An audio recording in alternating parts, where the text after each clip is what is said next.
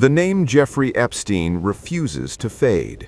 Newly released documents from the United States Department of Justice reveal a series of emails that appear to show Jeffrey Epstein inviting the Duke, a man believed to be Andrew Mountbatten Windsor, to meet a young Russian woman in London. The emails date back to August 2010. That is just 1 month after Epstein completed his jail sentence for soliciting a minor, and 2 years after his conviction.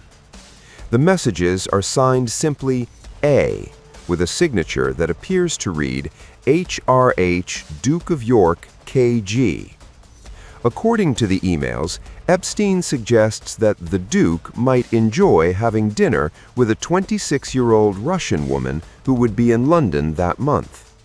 The response from the Duke is polite and interested.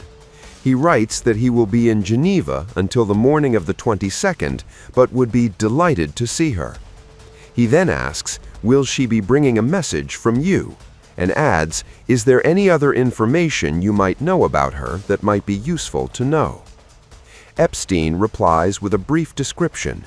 She is 26, Russian, clever, beautiful, trustworthy, and yes, she has your email.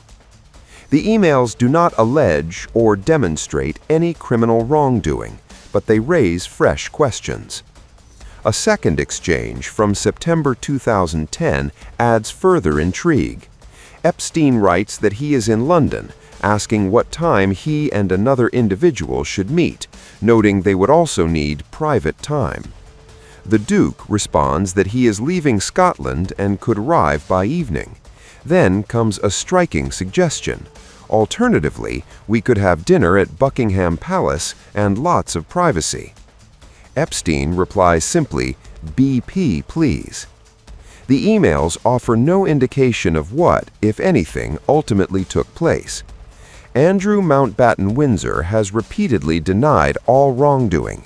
He has said he did not see, witness, or suspect any behavior by Epstein that later led to his arrest and conviction. He has also denied allegations made by Virginia Giuffre, who claimed she was trafficked by Epstein and sexually assaulted as a teenager. Mountbatten Windsor settled a civil claim with Giuffre in 2022, while maintaining he never met her. Meanwhile, newly released photos in the Epstein files appear to show Prince Andrew on all fours over a woman lying on the ground. The newly released emails are part of a vast disclosure of more than 3 million documents, including thousands of videos and hundreds of thousands of images made public by the U.S. Justice Department. Many of the files remain heavily redacted. Some are entirely blacked out. The release comes after a deadline mandated by U.S. law, signed by President Donald Trump. Years after Epstein's death, his correspondence is still emerging, not as accusations, not as verdicts, but as fragments of access, proximity, and privilege.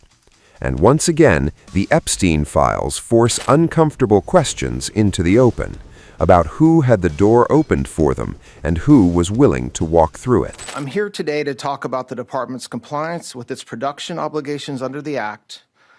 Around, I think right now, and continuing throughout the day-to-day, as the indexing and uploading completes, we are producing responsive materials under the Act. We are also releasing today a letter we are transmitting to Congress and various internal protocols associated with our review.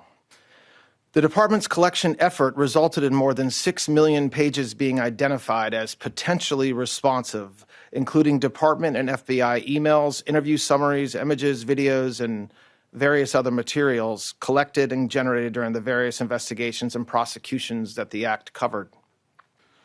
The categories of documents withheld include those permitted under the Act to be withheld: files that contain personally identifiable information of victims or victims' personal and medical files, and similar files, the disclosure of which would constitute a clearly unwarranted invasion of personal privacy.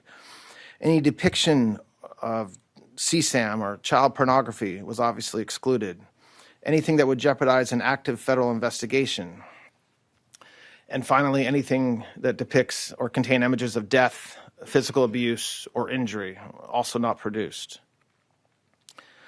Today's release marks the end of a very comprehensive document identification and review process to ensure transparency to the American people and compliance with the Act. The Department has engaged in an unprecedented and extensive effort to do so. After submitting the final report to Congress as required under the Act and publishing the written justifications for redactions in the Federal Register, the Department's obligations under the Act will be completed. I mean, yes, I can assure that we complied with the statute, we complied with the Act, and there is no we did not protect President Trump. We didn't protect or not protect anybody. I mean, I think that there's a hunger or a thirst for information that I do not think will be satisfied by the review of these documents. And there's nothing I can do about that. Do you have a reaction to the arrest of Don Lemon overnight?